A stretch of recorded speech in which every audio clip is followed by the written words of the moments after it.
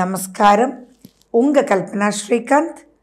2025 மீன ராசி மற்றும் மீன லக்னத்துக்கு எப்படி இருக்கும் அப்படின்னு பார்க்கறதுக்கு முன்னாடி, மீனராசி அன்பர்களே, happy happy happy new year.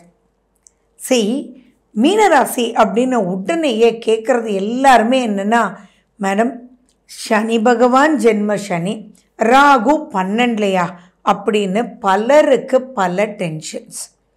பொதுவாகவே மீனராசி அன்பர்களுக்கு ஒவ்வொரு பாயிண்ட்லேயும் பல சிக்கல்கள் முடிச்சு மேலே முடிச்சு விழுந்துட்டுருக்கு. பட் ஸ்டில் கவலைப்பட வேண்டாம். எப்படி இருக்கும் அப்படின்றது நான் உங்களுக்கு தெளிவாக நான் சொல்கிறேன். ஸ்கிப் பண்ணாமல் லாஸ்ட் வரைக்கும் பார்த்துட்டு வாங்க. நம்ம சேனல் இதுதான் ஃபர்ஸ்ட் டைம் நீங்கள் பார்க்குறீங்கன்னா சப்ஸ்கிரைப் பண்ணிக்கோங்க, பெல் பட்டனை ப்ரெஸ் பண்ணுங்கள், ஆல்ன்ற ஆப்ஷனை சூஸ் பண்ணுங்கள். சரி, நம்ம இதை ரெண்டாக பிரித்து நீங்கள் பார்க்கணும். ஏன்னா உங்களுக்கு இந்த மே மாதம் வரைக்கும் அனைத்து பெயர்ச்சிகளுமே உங்களுக்கு ஒன்றா நடந்துகிட்ருக்கு.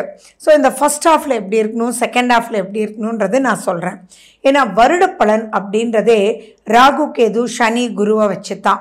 இந்த தடவை ராகு கேது பெயர்ச்சியும் இருக்குது, சனி பெயர்ச்சியும் இருக்குது, குரு பெயர்ச்சியும் இருக்குது.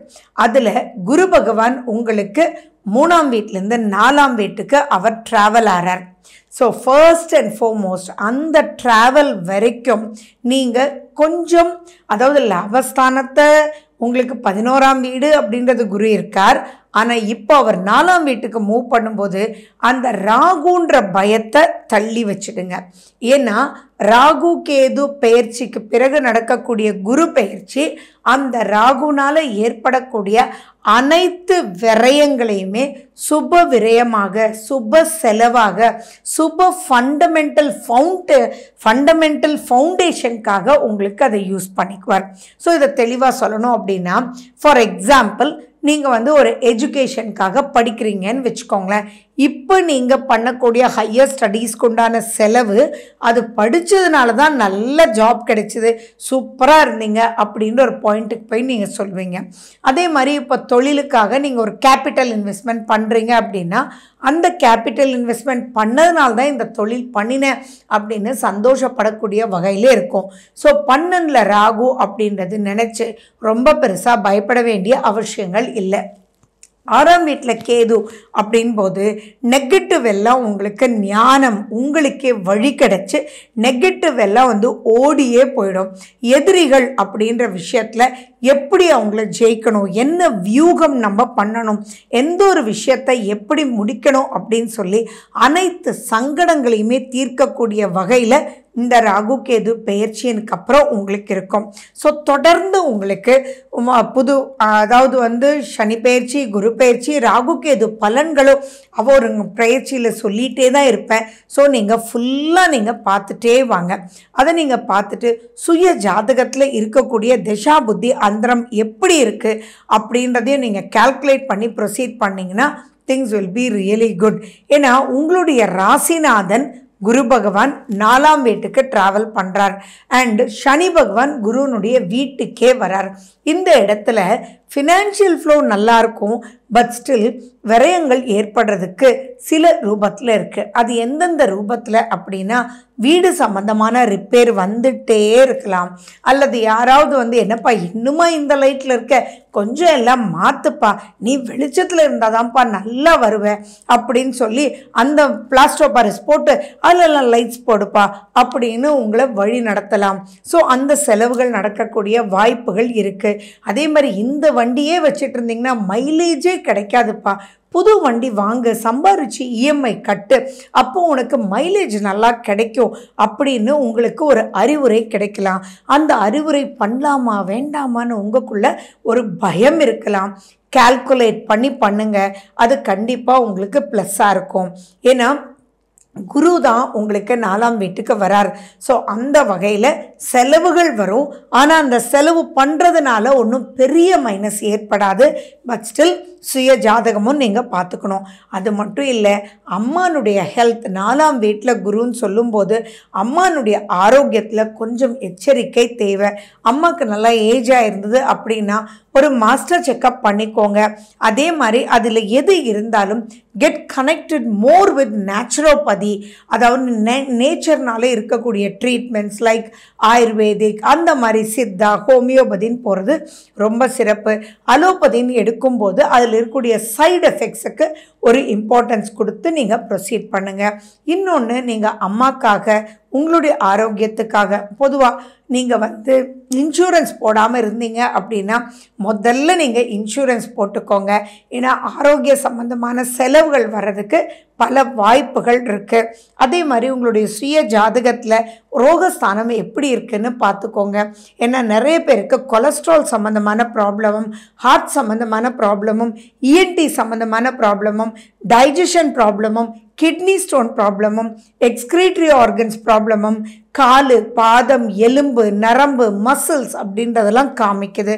ஸோ நீங்கள் அதிலெல்லாம் அசால்ட்டாக இருந்துடக்கூடாது. உங்களை நீங்கள் கேர் எடுத்துக்கணும்.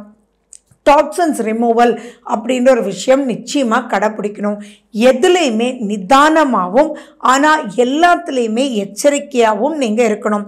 ஒரு இடத்துல கால் வைக்கும்போது கூட நீங்கள் கொஞ்சம் கேர்ஃபுல்லாக காலை வைக்கணும், இல்லாட்டி வழிக்க விடறதுக்கு வாய்ப்புகள் இருக்குது. எண்ணெய் தேய்ச்சி குளிக்கணும். சனி பகவானுக்கு முக்கியத்துவம் கொடுக்கணும். எதுலேயும் தைரியத்தோடு செயல்பட நீங்கள் கண்டிப்பாக ஹனுமனுடைய வழிபாடு பெரும் லெவலில் உங்களுக்கு ஹெல்ப் பண்ணும். சித்தர்னுடைய வழிபாடு உங்களுக்கு ரொம்பவே உதவிகரமாக இருக்கும். நீங்கள் மஞ்சப்பொடி அதிகமாக எடுத்துக்கோங்க. புரோட்டீன் ஃபுட்டு நீங்கள் அதிகமாக எடுத்துக்கோங்க. ஏன்னா சுபமான விஷயங்களும் இருக்குது. அதே சமயத்தில் அதில் எல்லாத்துலேயுமே எச்சரிக்கைன்ற ஒரு விஷயமே கண்டினியூஸாக போயிட்டுருக்கு.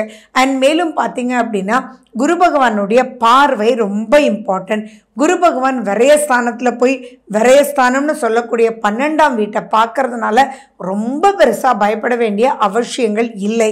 அதே மாதிரி உங்களுடைய தொழில் ஸ்தானத்தையும் குரு பகவான் பார்க்குறார். அப்போ தொழில் சூப்பராக நடக்கும், அதுக்குண்டான வழிகள் கிடைக்கும். அப்போ பணத்துக்கு பயப்பட வேண்டிய அவசியங்கள் இல்லை. தொழில் போனவங்களுக்கு தொழில் கிடைக்கும். ஆசைப்பட்ட இடத்துலையும் தொழில் கிடைக்கும். ப்ரமோஷனும் டிரான்ஸ்ஃபர்ஸும் அங்கே நடக்கக்கூடிய வாய்ப்புகள் இருக்கு. மேலும் 8ஆம் வீட்டையும் குரு பகவான் பார்க்கறதுனால திடீர் யோகங்கள், திடீர் வளர்ச்சிகள், திடீர் முன்னேற்றங்கள். நிறைய பேர் மீனராசியில் சொல்கிறது என்னென்னா, மேடம் ஒரு இண்டஸ்ட்ரி ஆரம்பிச்சிட்டேன், ஆனால் வேலையாட்களே சரியில்லை, ஆர்டர் வந்தால் வேலை வரல, வேலை வந்தால் ஆர்டர் வரல, இவங்களை வச்சு எப்படி மேய்க்கிறதுனே தெரியலை அப்படின்லாம் சொல்லிட்டு இருந்தவங்களுக்கு இப்போ அதையும் எப்படி நீங்கள் கரெக்ட் பண்ணணும் அப்படின்ற டெக்னிக்கலி உங்களுக்கு நிறைய ப்ளஸஸ் ஏற்பட்டு அதன் மூலிமா ஹையராக இந்த சென்ஸ் கரெக்டானவங்களை நீங்கள் அப்பாயிண்ட் பண்ணி அவங்க உங்களுக்கு சூப்பராக பண்ணுவாங்க. ஸோ இந்த டெக்னிக்கை மாற்றும் போது இவ்வளோ பெரிய வளர்ச்சியா அப்படின்னு திடீர் முன்னேற்றங்கள் வரக்கூடிய அமைப்புகளும் இருக்கு. 8ஆம் வீட்டை குரு பகவான் பார்க்கறதுனால பிரச்சனைகளுக்கு ரொம்ப பெருசாக பயப்பட வேண்டிய அவசியங்கள் இல்லை. எந்த பிரச்சனை வந்தாலும் அங்கே முன்னாடி குரு பகவான் இருந்து அதை உங்களை ப்ரொடெக்ட் பண்ணி நெக்ஸ்ட் ஸ்டேஜுக்கு கூட்டிகிட்டே போயிடுவார்.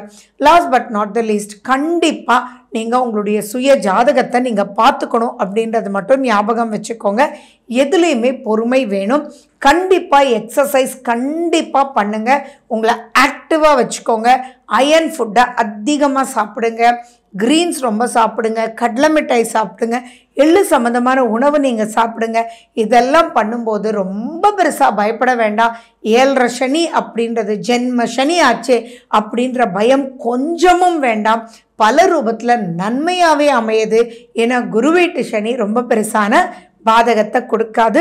அண்ட் மேலும் 3ஆம் வீட்டை குரு பகவான் பார்க்கறதுனால, அது சுக்கிரனுடைய வீடாக இருக்கிறதுனாலையும் பாதி வழி வரைக்கும், அதாவது 50% ஆஃப் தி இயர் குரு அங்கே இருக்கிறதுனாலையும் எதையும் ஜெயிக்கும் வீரம், தைரியம், விவேகம் எல்லாமே கிடைக்கும். அதனால் பயப்பட வேண்டிய அவசியங்கள் இல்லை. So wish you good luck. வாழ்க வளமுடன். நன்றி, வணக்கம்.